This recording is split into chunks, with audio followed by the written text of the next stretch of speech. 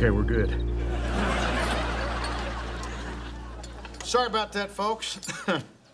Brothers and sisters, we are gathered here today to honor the memory of our beloved Ruth Hamilton.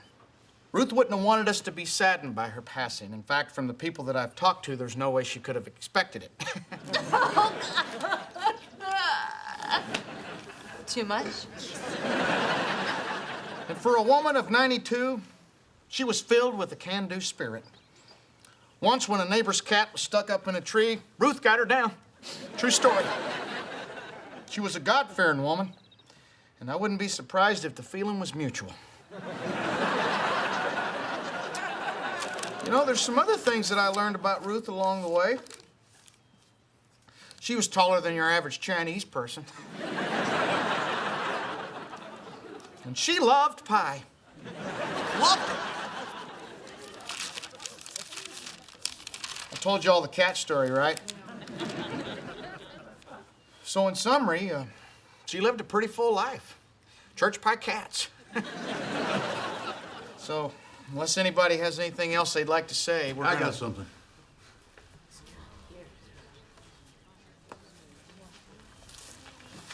What are you doing here? Paying my respects. Look, my kids are here. Could you try to be nice? They're my grandkids, too. I'm not going to say anything to embarrass you in front of Jack and... Bo. Right.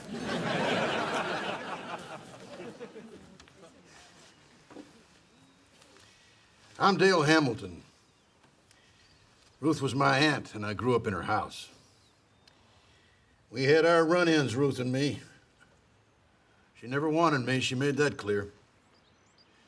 I remember when I was a teenager, I caught her smashing up my Merle Haggard records. She said it was the devil's music. I told her it was the bourbon and soda talking. Then I called her a dried-up old piece of... Dale. Right, sorry, yeah. Where was I? Dried up old piece of something, dude? Right. Anyway, Ruth threw me out. So I was sitting on the curb alone, thinking I was too good looking to be sitting on the curb alone, when a pretty girl in a beat-up El Camino drove up and told me I was too good looking to be sitting on the curb alone. Weird, huh?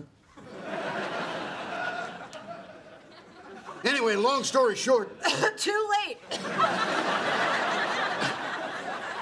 That gal's name was Patsy. We got married, and a little while later, we had Rodney here. So what I'm saying is that if it hadn't been for Ruth here, I never would have met Rodney's mom, and he wouldn't be here. And neither would Jack or Bo. Now, that's all I wanted to say. Thanks. Well, folks, that's our service. We'd like to invite you inside for some beanie weenies. And please, one weenie per plate of beanies.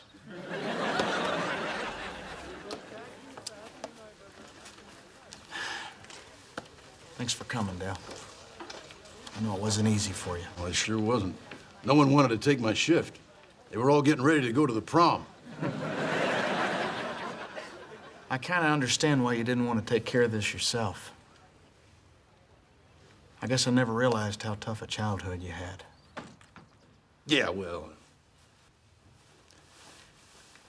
you didn't have it so good yourself.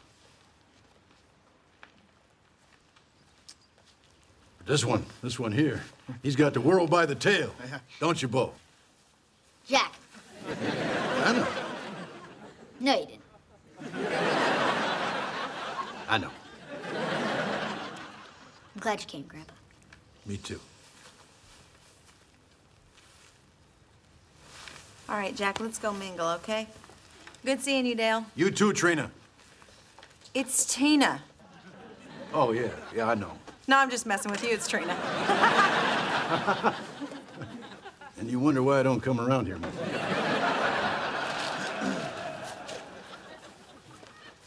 Hey, Dad, that was a nice speech you gave.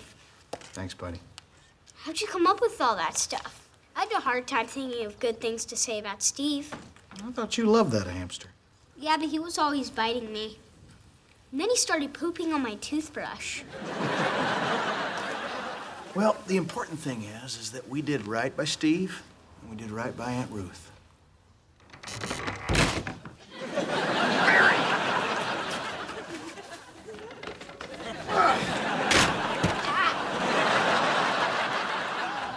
I'll get my screw gun.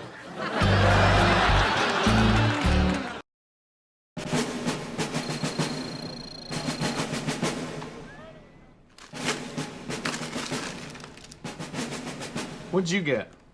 Chicken tetrazzini. It says here it's good till 2050.